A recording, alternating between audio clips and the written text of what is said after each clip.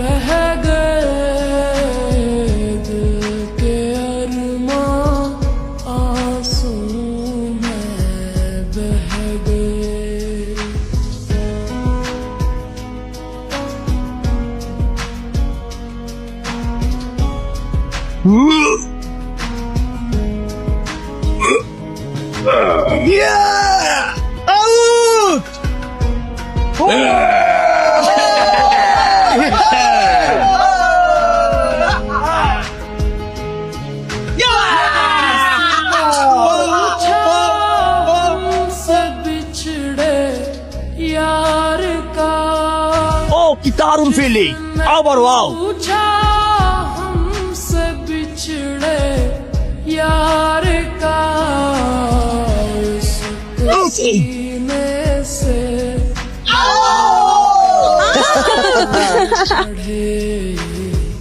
उसको सीने से लगा कर আরে কি হয়েছে?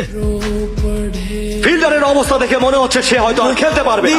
রাজ কি তাহলে 10 জন প্লেয়ার নিয়ে খেলা কন্টিনিউ করবে নাকি কোনো বিকল্প প্লেয়ার নেবে? আপনারা সবাই দেখতে থাকুন।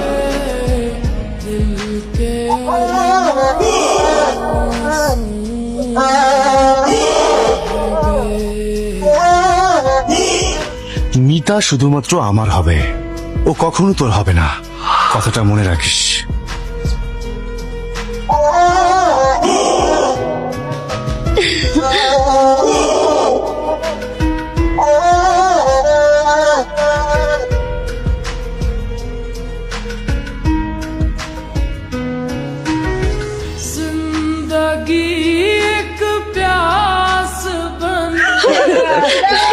এখনো 2 বল বাকি থাকা সত্ত্বেও বরুণের টিমকে অল আউট করা রাজের টিম বিজয়ের পথে কিভাবে হাঁটে সেটাই দেখা যাক।